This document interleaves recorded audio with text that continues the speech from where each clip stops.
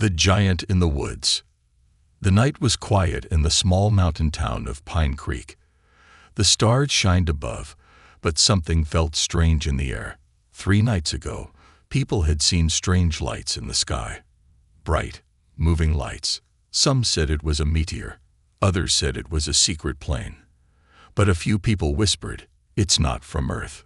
John Miller didn't believe in aliens. He was a quiet man who lived alone in a small wooden cabin near the forest. He used to be a soldier, but now he just wanted peace. He liked walking in the woods, fishing in the river, and listening to the birds. He didn't care about town gossip. But on the 4th morning, everything changed. A little boy named Timmy ran into town screaming.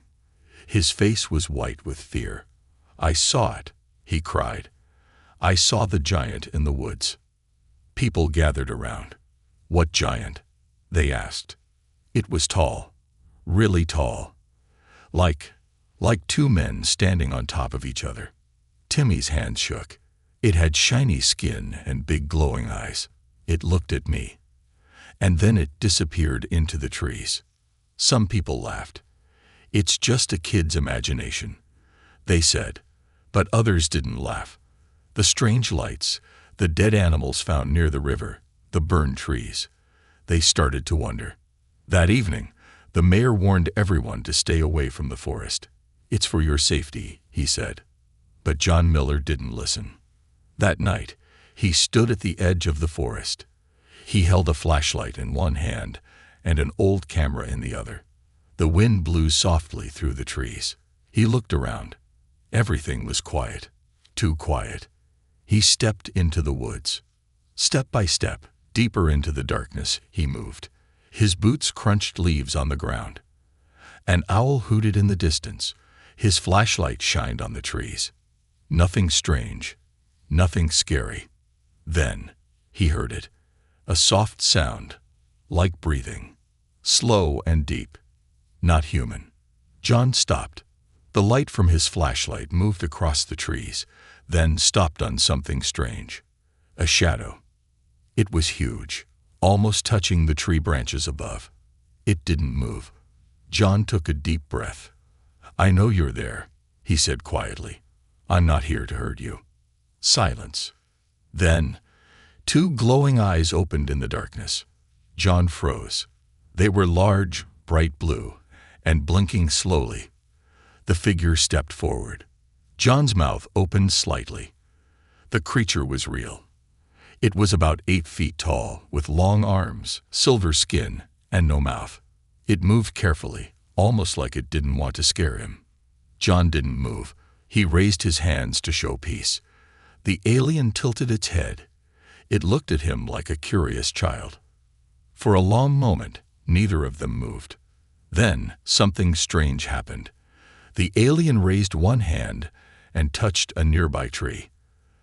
The tree began to glow softly, like light moving inside its bark. John stared in amazement. Suddenly, the alien's body blinked with soft lights. Blue, green, then red. It made no sound. It simply turned around and walked back into the trees. But as it walked away, something dropped from its hand. John waited. He made sure the alien was gone. Then he walked to the glowing tree and looked down. There it was, a small round object. It looked like metal, but felt warm, almost alive. It had strange symbols on it and gave off a quiet hum. He picked it up carefully. It changed color in his hands. John looked toward the trees. The alien was gone. He looked back at the object. "This is not human," he whispered. Behind him, the forest was quiet again, but everything had changed. He turned off his flashlight and walked back home. The object pulsed softly in his hand, like it had a heartbeat. Back in the town, nobody believed him. They said he was just an old man telling stories. But John knew the truth. The creature was real, and he had made contact, face to face with fear. The night after John's encounter with the 8-foot alien, sleep didn't come easy. He sat by the fireplace in his small wooden cabin, holding the strange object the alien had dropped. It was smooth like metal, but it felt alive, warm. Sometimes it glowed blue, sometimes green. It made a soft humming sound, like it was breathing. John had seen many things in war, but never this. The forest was still, too still. He placed the object on the table and pulled out an old notebook. He drew the shape of the alien as best as he could. Tall body, glowing eyes, long fingers. Underneath the sketch, he wrote one word: peaceful. He didn't believe the alien wanted to hurt anyone. If it wanted to, it could have attacked him last night. But it didn't. It just looked at him and walked away. John knew one thing for sure: the alien wasn't here to destroy. But he also knew something else. Someone else might try to destroy it. The next morning, John walked into town. People were still talking about the lights in the sky. Some believed the boy's story. Some didn't, but fear was growing. At the coffee shop, a man named Carl whispered, "Government people are coming." "Why?" someone asked. "They picked something up on radar, said it wasn't a plane. Now they're sending a team." John's heart beat faster.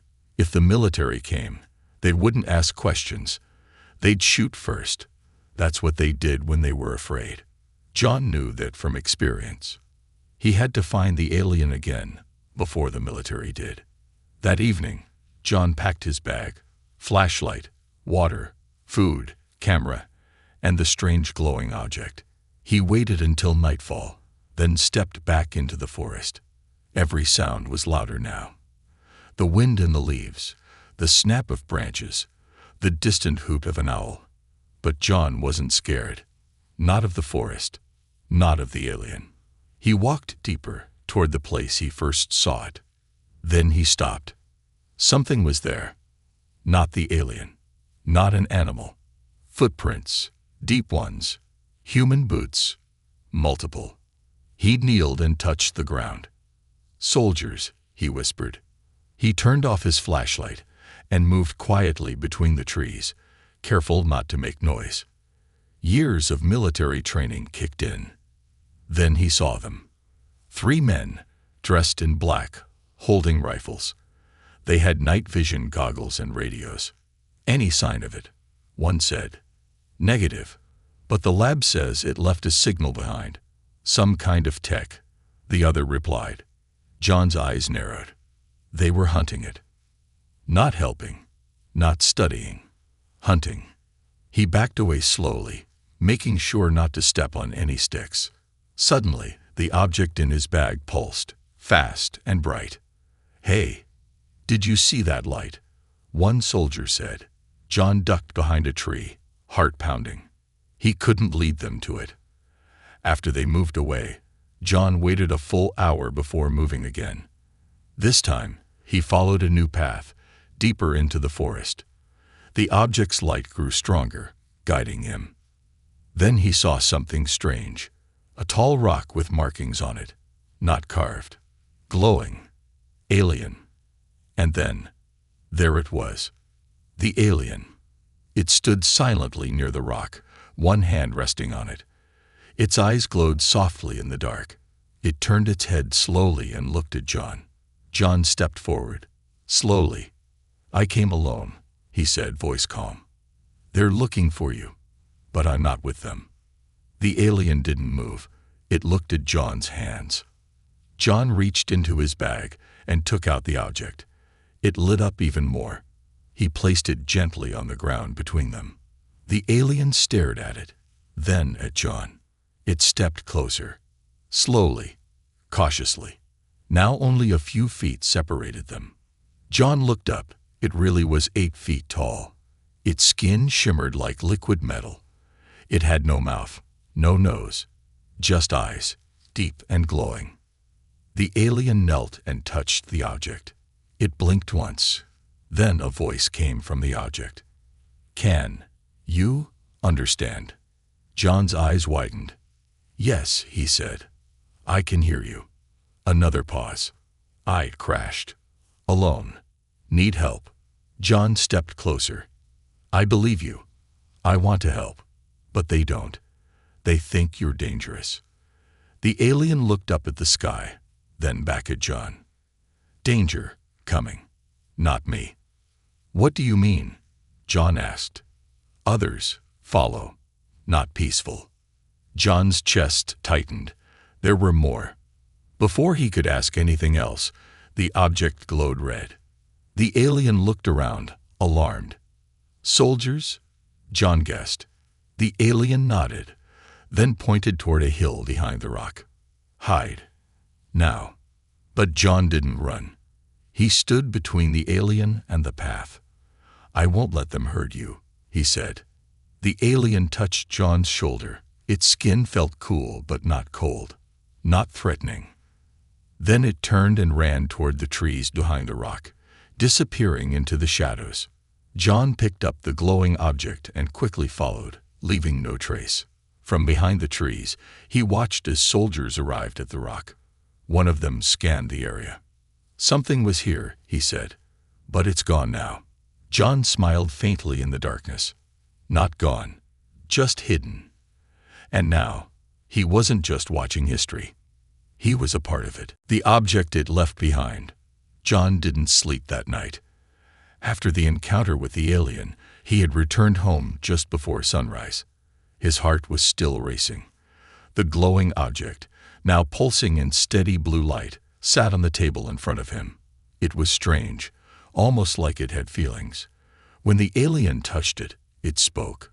When danger came, it turned red. And now, alone in his cabin, it seemed to be calling him. He reached for his notebook and began writing down everything he remembered. Alien height, around 8 feet.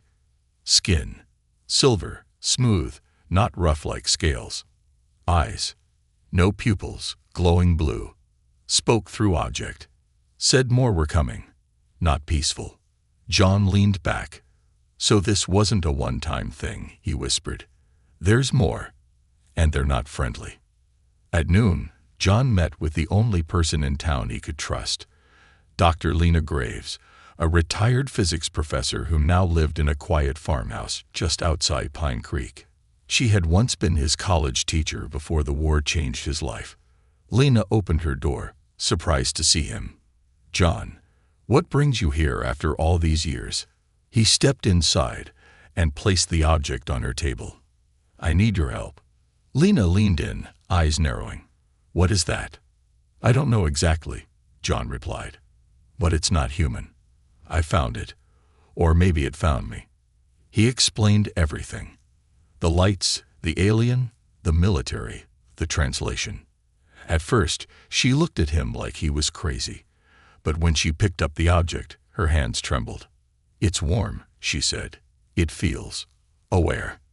As if on cue, the object pulsed and lit up. Suddenly, the room was filled with soft blue light. Then the voice returned. Signal broken. Ship destroyed. I'd wait. Lena gasped. It's speaking. John nodded. It responds to sound. Movement. Fear. I think it fields emotions. They ran tests for hours. Lena used a small sound meter, and the object reacted to different frequencies. It also glowed brighter when they spoke gently, and dimmed when the tone turned harsh or loud. It's not just a machine, she whispered. It's alive, or connected to something alive. Then something new happened. The object opened. It split into 2 perfect halves without a sound. Inside, a tiny black orb floated in midair, surrounded by thin, moving wires that looked like liquid threads. And then, images began to project. Floating holograms. John and Lena watched, speechless, as scenes played out in front of them. A spaceship flying through dark space. A crash into a forest. The tall alien crawling out, injured. A strange symbol glowing on its chest. Then, shadows. Other shapes. Darker, sharper, watching from above. Then the projection stopped. Lena stood frozen. That was a memory, or a warning. John looked at the orb. He said more are coming, and they're not like him. Suddenly, the object closed again and pulsed red. Lena frowned. Something's wrong. John turned to the window and saw it. A black SUV parked across the road.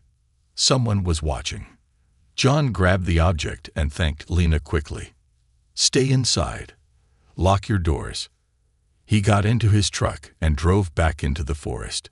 He knew he couldn't stay in town anymore. Too many eyes. Too many risks. As he reached the woods, he switched off the headlights and moved quietly off-road. The trees welcomed him like an old friend. He returned to the place where he had first met the alien, but it was empty. No signs, no glowing rock, no footprints. Just silence. He took out the object and held it in both hands. "Can you hear me?" he whispered. The object blinked once. Then, very softly, it projected a small map. A path. It led deeper into the forest, toward the mountains. John followed. Hours passed. The forest became denser, the trees taller. The air was cooler here. The ground was covered with soft moss, and even the birds seemed quieter. Finally, the path ended at a strange cave, half hidden under a waterfall. The object pulsed brighter. John stepped inside. The cave was dark at first, but then faint lights appeared. Blue orbs lined the walls, as if welcoming him. The air smelled different, like metal and flowers. And then he saw it. The alien. It was seated against the wall, its arm wounded, skin flickering with dim light. It looked weaker than before. John slowly approached and sat beside it. "I found your message," he said softly. The alien looked at him, then reached out and touched the object. It lit up and spoke again. "They'd follow, destroy. Not like me. No peace." "Who are they?" John asked. The alien didn't speak. Instead, it showed another image. Dark ships, sharp edges, fire falling from the sky, a world burning. And then, Earth. John's breath caught in his throat. "They're coming here," he said. The alien nodded once, slowly. John stood up. "I need to warn people, but they won't listen. They think you're the enemy." The alien struggled to move. It reached toward the object and pressed one of the floating lights. A new message began to play. But just before it finished, there was a loud QRIKK. Gunfire, echoing through the cave. John turned instantly and ducked. Voices outside. Soldiers. The alien leaned back, weak and fading. John grabbed the object and whispered, "I'll come back. I promise." Then he slipped out through the side of the cave, just as the soldiers arrived at the front entrance. In his hand, the object glowed red again. Danger was near, and time was running out. The truth they're hiding. John didn't stop running. Behind him, the sound of boots echoed through the forest as soldiers poured into the hidden cave. Their loud voices and radios broke the silence of the woods. But John knew the forest better. He ducked under branches, leaped over fallen logs, and disappeared into the shadows. In his hand, the alien object pulsed in bright red. Danger. Urgent. Alive. He finally reached a rocky ledge far from the cave. From here, he could see the soldiers' flashlights moving through the trees like fireflies. He crouched low, heart pounding. Then the object dimmed and turned blue again. Safe, for now. John stared into the dark woods. His thoughts were heavy. Why are they chasing something that's trying to help? Back in town, Dr. Lena Graves wasn't resting either. After John left, she knew she was being watched. That black SUV hadn't returned, but something about it still haunted her. The object's technology, its ability to translate, record, show visions, it was beyond anything on Earth. She pulled up her old university contacts, sent encrypted messages, and tried to run deeper tests on the small scan she had taken from the object earlier. But something strange happened. Her internet connection was cut. Her phone died, even though it had full battery. And then, someone knocked on the door. Slow, heavy. 3 knocks. She didn't answer. Another knock. Then a voice. "Dr. Graves, we need to speak with you. Open the door." Lena stayed quiet, her heart racing. She reached for her emergency phone hidden under a drawer and texted one word to John. "They're here." John saw the message as he walked back toward town under cover of darkness. He didn't use the roads. He stayed off the grid. He had once trained for missions like this. Stealth, evasion, rescue. Now he was living one. By the time he reached Lena's house, it was past midnight. All the lights were off. He crept around the side window and tapped the glass softly. She opened it from the inside. "They searched the house," she whispered. "They had no warrant, just badges and silence." "Government?" John asked. Lena nodded. "Not military. Something darker. Black Ops. They knew about the object. One of them said, it made contact. That changes everything." John felt a chill. They've known all along. Lena handed him a small flash drive. "I copied as much as I could before they shut everything down. Scans, wave patterns, energy signals. John, this isn't just alien technology. It's a message. A warning." John pocketed the drive. Then the object suddenly lit up. This time, the projection showed something different. Not just aliens or ships, but Earth. A map of the planet. Then red dots appeared on the globe. Dozens of them. 1, 2, then 5 more. Blinking. John stared. "What are those?" Lena's face turned pale. "Landing sites." Then the voice came again. "Warning. Arrival. 72 hours." John looked at the object, then at Lena. "That's not much time." Lena nodded. "And no one's listening." The next morning, John made a choice. He walked into the town hall during a public safety meeting. The mayor, police chief, and local officials were present, calming the townspeople about the recent military drills in the forest. John stood in the center of the room and placed the glowing object on the table. Everyone went silent. The mayor stood up. "Mr. Miller, what is this?" John looked around the room. "You've all heard the rumors. Lights in the sky, dead animals, people going missing. You felt something's wrong." He took a deep breath. "It's true. But the truth is worse than you think. There's an alien in our forest. He's not a threat.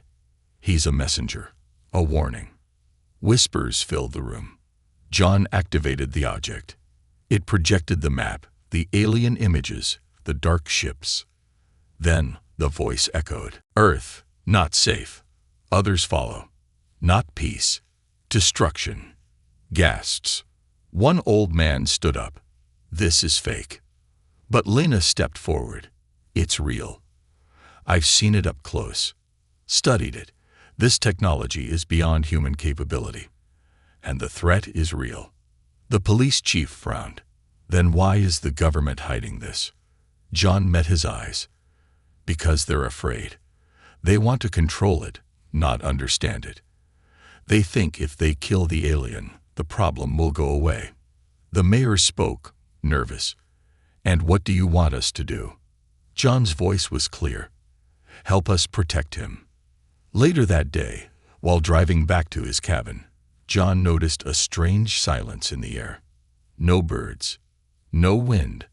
Then he saw it. Smoke rising from the forest. He ran. Trees were burning. Black smoke filled the sky. Soldiers were everywhere. He reached the cave, but it was gone. Blown up. Rocks crushed. But in the distance, he saw a trail of glowing blue drops. The alien was still alive. Wounded. On the move. John followed the trail. His lungs burned from the smoke, but he didn't stop.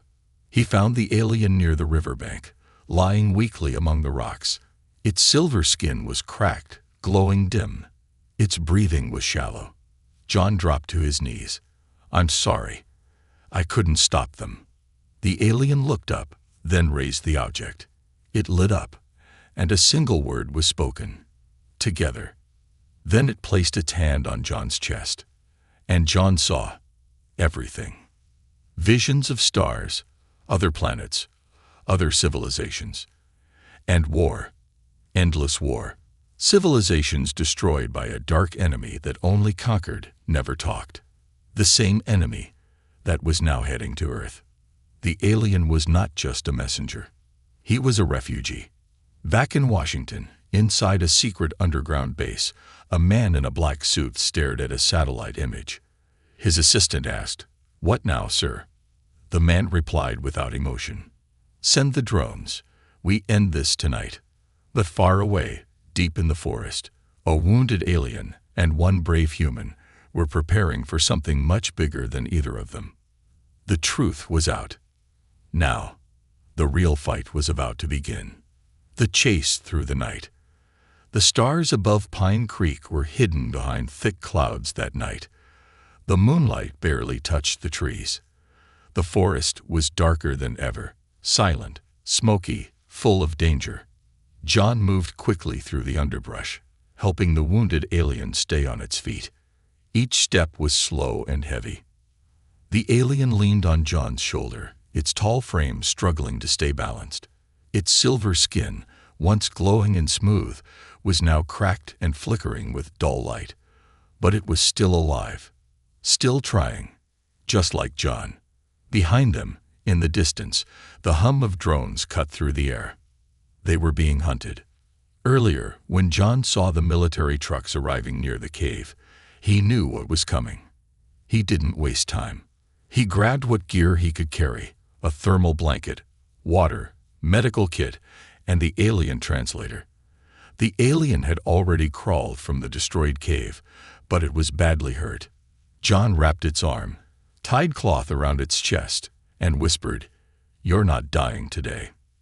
Then the object glowed red. A new warning. Drones launched. Target locked. Run. So they ran. Now, deep in the woods, they had one goal: reach the old mining tunnels hidden in the hills. No one had used them in 50 years. Most people had forgotten they even existed. But John remembered. He had explored them as a teenager. Dark, cold, and full of danger, but also deep, hard to track, and invisible from the sky. If they could reach the tunnels, maybe they had a chance. Suddenly, a blue light flashed in the sky. A drone. Then another. John cursed under his breath. He pulled the alien under a thick fallen tree and covered them with dirt and leaves. The drones hovered overhead.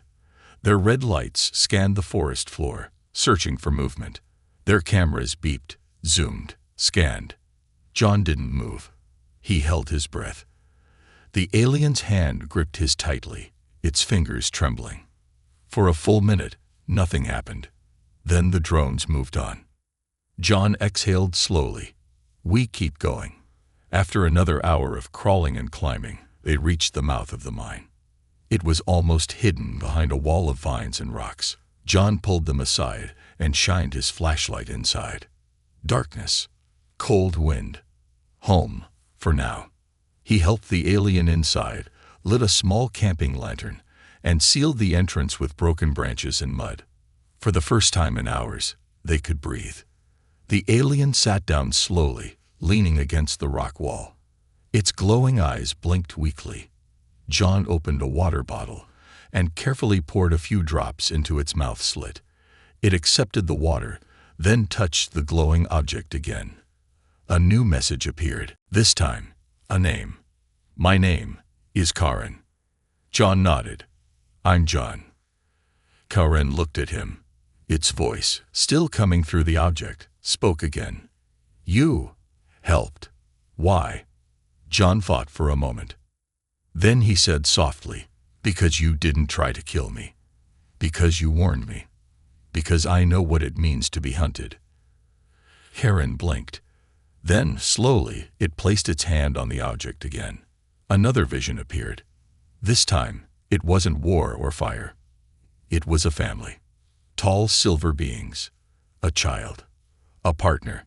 A home filled with soft light and floating shapes. Peace. Then the vision shattered. Flames. Explosions. Ships in the sky, darkness falling like a curtain. Karen lowered its head. They took everything. John felt a deep ache in his chest. The alien wasn't just an alien. It was a father, a husband, a survivor. Like him. He placed a hand on Karen's shoulder. You're not alone anymore. Suddenly, the object turned black. No light. No sound. John looked at it. What's happening? Karen sat up, alarmed. It touched the object again, and a broken voice came out. They found us. John jumped to his feet and turned off the lantern. He grabbed his flashlight and pointed it toward the back of the mine. We go deeper, he said. Karen stood, wobbling. John supported him, and they moved into the heart of the tunnel. Behind them, faint footsteps echoed through the mine entrance. Not drones this time. Humans. John whispered, They're inside. He picked up a stone and tossed it toward the far wall.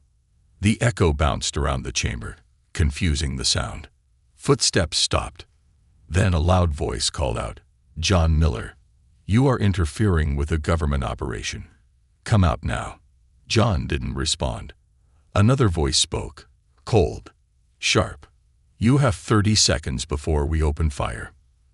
Karen looked at John. Its glowing eyes seemed to ask one silent question. Fight or surrender? John didn't blink.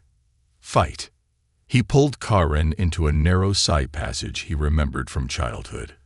It was tight, full of cobwebs, but it led to another tunnel exit, a hidden one at the top of the ridge. Gunfire echoed behind them. Shouts. Boots. They were closing in. John turned to Karen. Can you do anything with that object? Any defenses?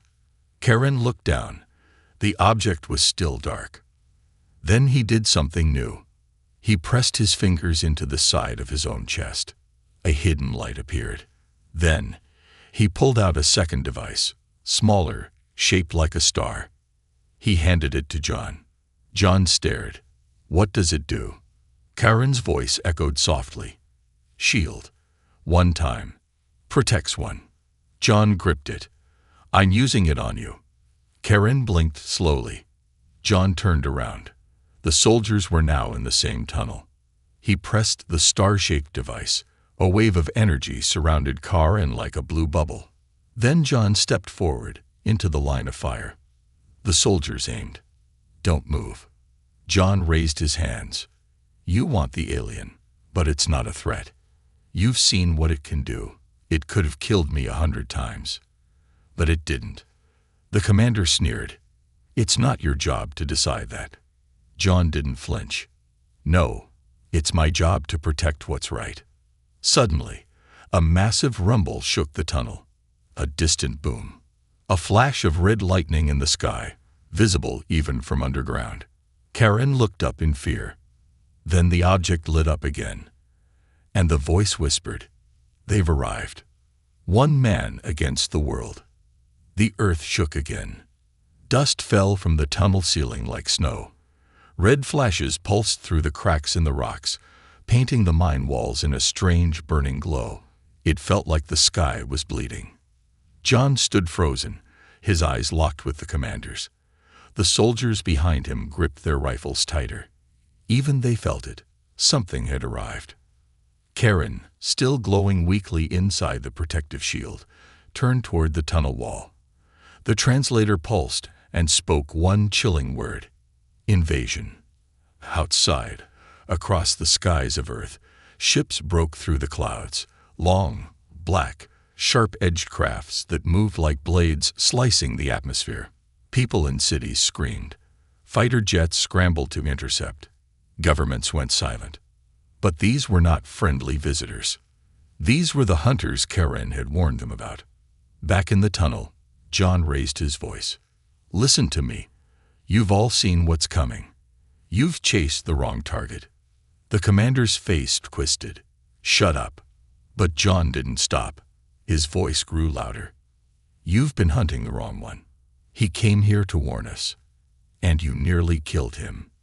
One soldier lowered his rifle, then another. The commander growled, Stand down is not an option. Suddenly, a high-pitched sound echoed through the mine. The soldiers covered their ears. Karen's translator device lit up again, this time with red and white energy. Then the shield collapsed. Karen stood, weak but tall. His chest glowed with a symbol, one John hadn't seen before, a circle wrapped in a flame, with 3 lines pointed outward. He raised his hand. And then, a beam of light exploded through the rock wall, opening a path straight upward, toward the surface. Sunlight poured into the tunnel. John helped Karen up the path, and the soldiers followed, unsure now who the real enemy was. They emerged into a burning sky. Above them, one of the enemy ships hovered, scanning the mountains. It looked like a giant claw, slowly lowering toward Earth. Fire rained from its underside, burning trees and hills. And then, to their left, a second ship arrived. But this one was different. It shined with soft blue light, sleek and curved, gentle in shape, like a leaf gliding through space. Karen looked at it, and his eyes glowed. His people. One last ship had survived. The translator pulsed. Backup arrived. But Earth's defense systems didn't know that. In the distance, missiles were launched. 2 headed straight for the peaceful ship. No, John shouted. Karen reached inside his chest and pulled out the star-shaped device, the same one he gave John. But this one was much larger. He pressed it to his chest and looked at John one last time. I protect. You tell truth. Then, Karen ran forward, toward the peaceful ship, and raised both arms. The enemy vessel fired first. A red beam shot down from the sky. But Karen activated the star-shaped shield. A massive glowing dome erupted, blocking the beam and the missiles in one incredible flash. John covered his eyes. When the light faded, the enemy ship was broken, spinning in smoke. The peaceful ship hovered safely behind the shield. But Karen was gone. Ash and light floated in the air where he stood. Silence. Even the birds stopped singing. The soldiers looked around, unsure what they had just witnessed. John stepped forward, heart heavy, eyes filled with tears. He gave his life to save us. The translator device, now cracked, pulsed one last time and whispered, "Remember us." Then it dimmed forever.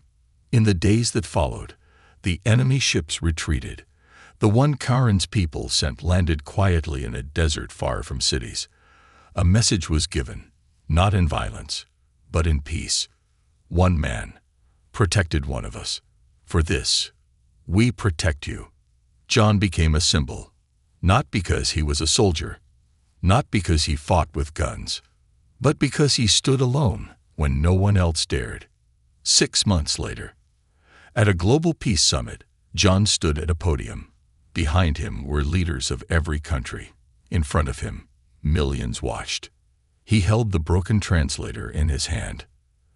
They told me humanity wouldn't believe in peace, he said. They said fear would always win, that we shoot before we listen. But Karen believed something else. He believed in us. He paused, then raised the device. He gave everything, so we could live. So let's prove he was right. That night, the skies were peaceful again. Somewhere beyond the stars, Karen's people watched quietly. And somewhere deep inside every human heart, the memory of one tall alien and one brave man would never fade. Because in the darkest night, one man dared to stand and change the future forever. Humanity's last test. 1 year later, the skies over Earth were quiet. No red lights, no burning ships, no fire falling from the stars. But the memory of that dark night, when the invaders came and one man stood against fear, was burned into history forever. John Miller sat on a bench near a small lake, the sun warm on his face. Birds chirped. Children played nearby. He held the broken translator device in his hands, now cold, lifeless, but still precious. A symbol. The world had changed since that night. Governments didn't hide anymore. They talked openly about what had happened. They admitted there had been contact. That Earth had been on the edge of destruction. And that one man, a quiet ex-soldier from a forgotten town, had saved the world by choosing peace over fear. Across the world, statues were built, not of soldiers with weapons, but of Curran, the 8-foot alien who died protecting a planet not his own. The inscription read, "He came in peace, he left in light." But while most of the world tried to move forward, John couldn't let go. He still had dreams, vivid ones, of stars, of alien planets, of Curran's glowing eyes. Sometimes he even heard his voice, not with ears, but somewhere deep in his heart. Then one evening, the translator pulsed. Faintly. Just once. John blinked. He thought it was broken, dead, a relic. But now, a soft blue light blinked at the center. He rushed to his cabin, locked the door, placed the device on the table. Nothing happened. But then, it whispered. Not through the translator. Not with sound. Inside his mind. "John," he gasped. "Karen. We see, we listen, we remember. Now, your people must decide." Suddenly, the blue light expanded, covering the room.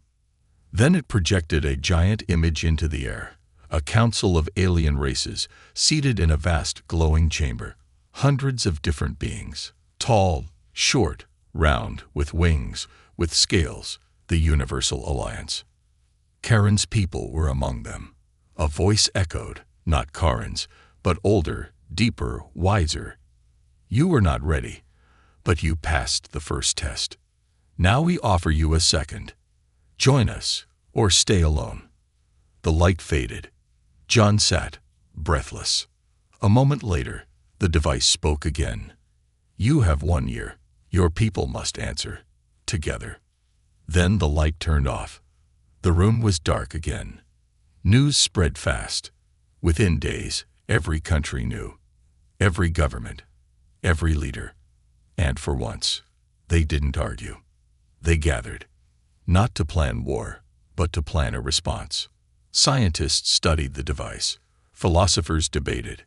Historians reminded the world what almost happened. But in the end, it wasn't the governments who made the decision. It was the people. Polls, votes, open discussions across every language, religion, and belief. And across the planet, one message rose from billions of human voices. We choose peace. We choose unity. We choose to join. 1 year later, a ship arrived. Not a warship, a ship of welcome. It landed in the same forest where Karen had first appeared. The trees had grown back. The grass was green again, and the ship hummed softly, as if singing. A tall figure stepped out. Not Karen, but his son. He looked like his father, tall, glowing, silver skin, but younger, softer eyes. He walked up to John and placed a hand on his chest, just like his father had. Then he spoke, without a translator. "My father spoke of you. He said you had the heart of a star. You are the reason we came back. And you are no longer alone." John's eyes filled with tears. The boy took out a small box. Inside was a new star-shaped device, smaller, brighter.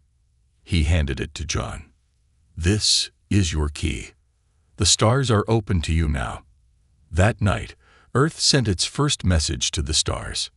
Not a warning, not a call for help, but a simple sentence that echoed through galaxies. We are ready to walk together. And so it began. Humanity's next chapter. A test passed. A war avoided. A future unlocked. Because one man dared to speak. To trust. To believe. In the middle of fear, he chose hope. And that made all the difference.